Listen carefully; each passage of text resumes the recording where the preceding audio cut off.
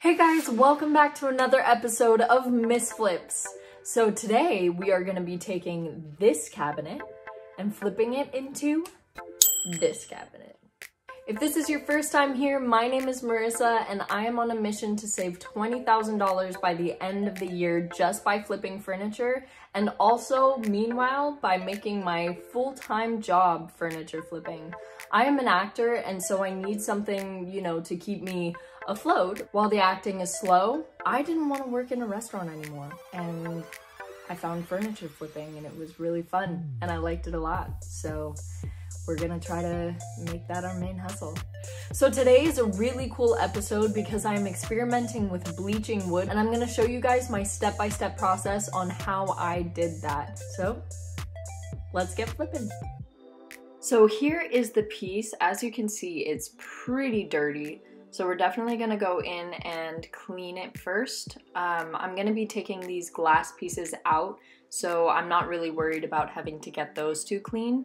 But yeah, I just checked it out just to see if there was any major fixes that I needed to do.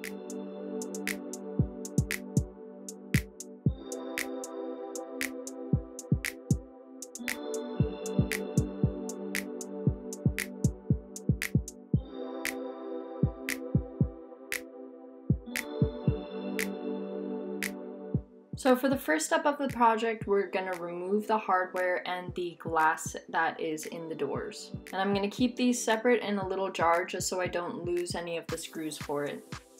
And these rubber things were actually pretty challenging to get off. I thought that they were just gonna be glued on there, but they were actually tacked in there with staples. So I had to go in there and like twist and pry and just really work at getting them off.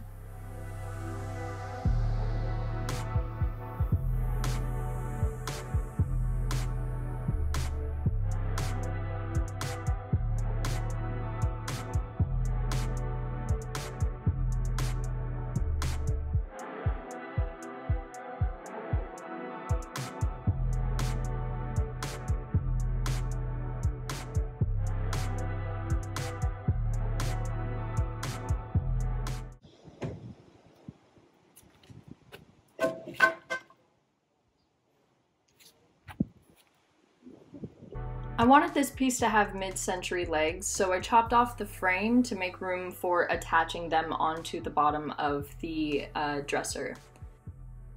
For the sanding process, I started off with an 80 grit sandpaper, and once I was able to get all the finish off, I made sure to move up to 120 and then also to 220 after that, just to make sure it was really smooth and to make sure I got all of those little sanding squigglies.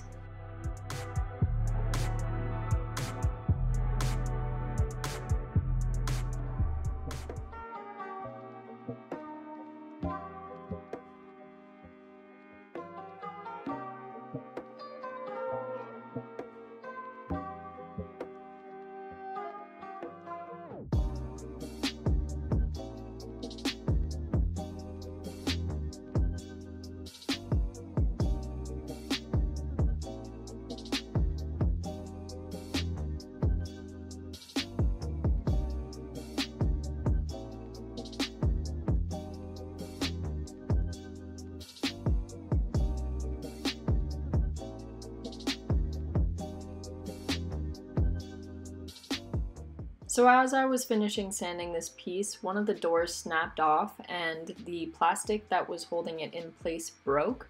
And I realized that these pieces are very fragile, so I was definitely going to have to replace those with wooden studs eventually.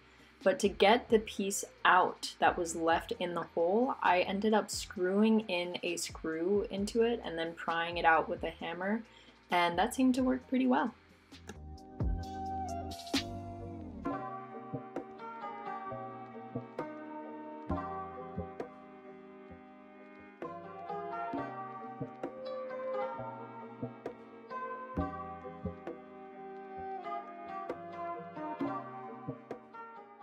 So when it comes to bleaching wood, I started off by cleaning all of the dust off of my piece first, and I did this with Grove cleaning products. They're a really great brand.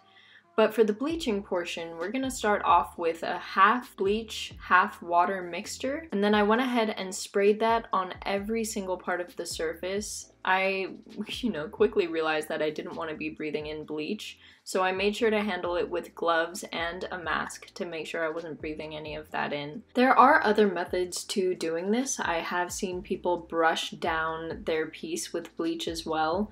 I just made sure to rub it down and make sure that there wasn't any blotching from the bleach or any drips that happened once I sprayed the whole piece down. That way there wouldn't be any streaks or blotches of lighter wood on the piece. And you want to let your piece dry in the sun and then repeat these steps until you get the desired looks that you want. So for the color of the inside, I wanted to go with like kind of a warm light orange color. So I already had these sample size paints on hand, and I just mixed some orange and some like light beige colors together, and that actually turned out to be exactly what I wanted. So I made sure to mix that up really nice and good in a separate container, and I went ahead and painted the whole piece. And I made sure to do 2 coats and sanding in between. You're the night sky trying to make me see your stars, but the dark gets so lonely. Now I see violet, I can feel silence, and the dark's all that I see. When your stars have burnt out and your heart makes no sound, I'll find violet in your eyes. You'll always be my night sky.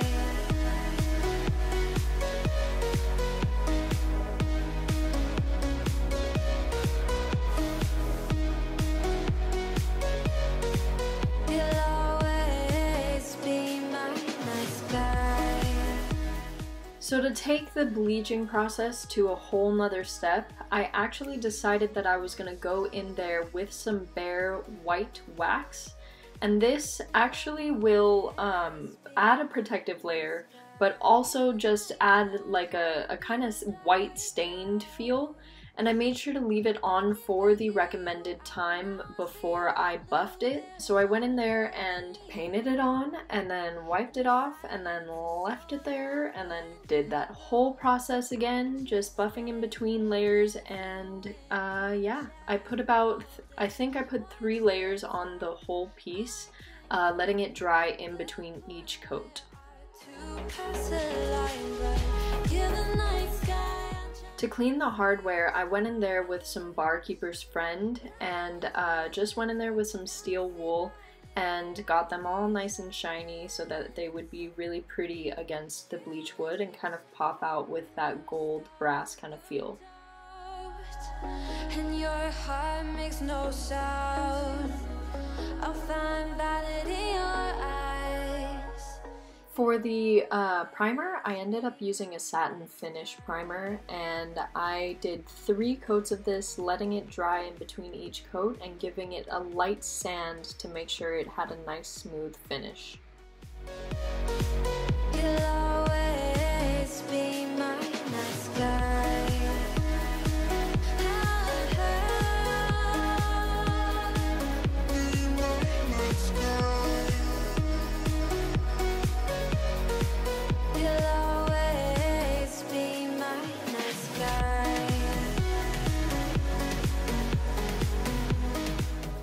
So to replace the plastic bits, I put these dowels into the holes and made sure to just hammer them in there so that they would stay in place. But they actually were a little too long, so I actually ended up clipping the edges off with some pliers. No, not pliers. Whatever like construction scissors are called. But yeah, and that actually worked pretty well. So for the legs, I ordered these cutie little legs off of Amazon that I will also include in the description below. And I wanted to bleach them as well, so I made sure to sand them, and that's what they look like before and after, just getting off the really polished finish that they had on them so that I can rub them down with the white wax and get them to match the rest of the piece. Keeps bringing me down. I can't breathe and I don't want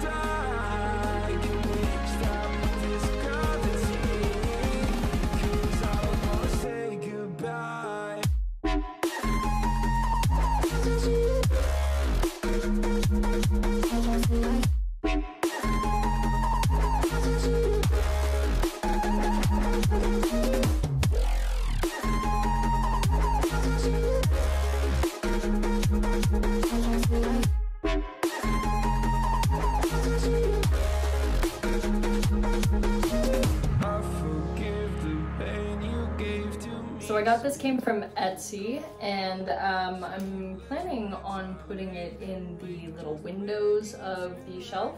So what we're gonna do is we're gonna soak it in this water for 30 minutes and then come back to it, and that'll make it a lot easier to manage and a lot more malleable, so we can go ahead and staple it into its position.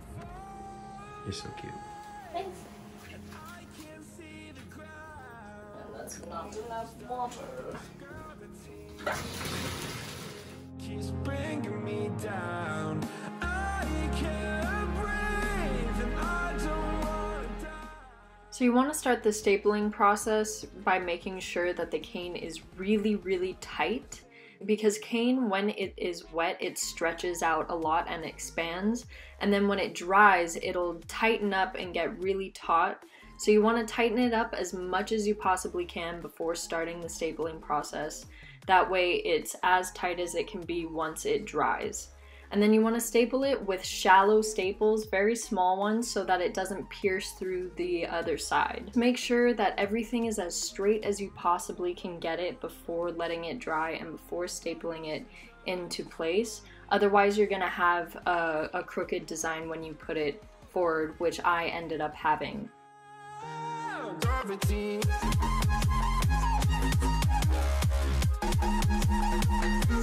Gravity.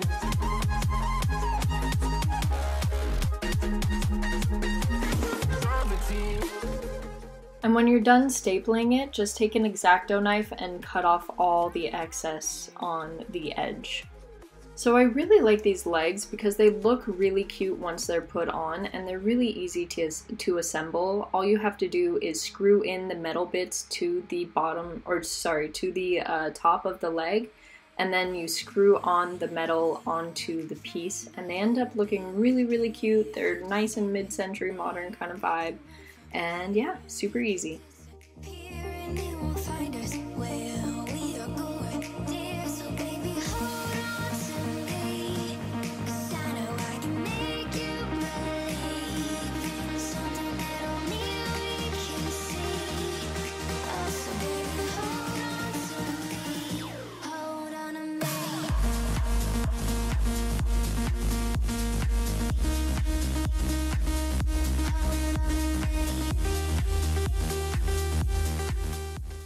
And once those guys were on, I made sure to go in there and put the dowels into the holes that hold the doors in place once you slide them up and in.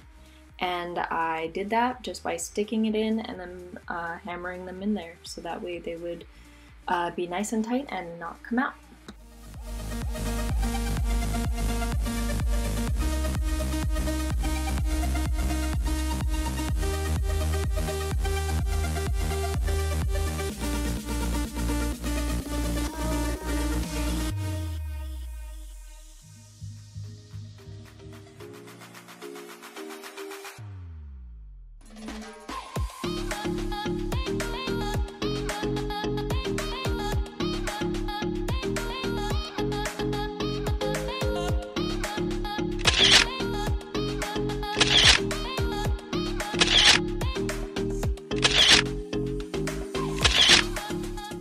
Alright guys, so let's talk numbers. So altogether I spent about $110, including the legs that I bought for the piece, the wicker and the wax, and then the brush, and I think that's it. But that all equaled out to about $110, and sorry, I might have just gotten a message for the sale of the piece.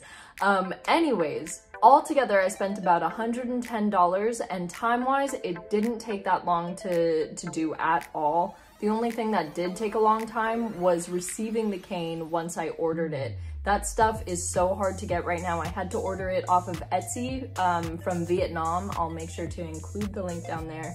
So it did take a hot minute to get here.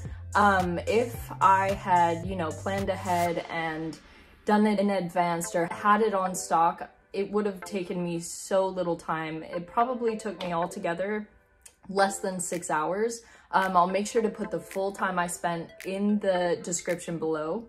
But yeah, I posted it on Facebook Marketplace yesterday, and I've already gotten so many people interested. It got over 1,000 views within a day and over like 80 saves. All right guys, so I did actually end up selling this piece before the ending of the video. I had a person messaging me while I was filming it.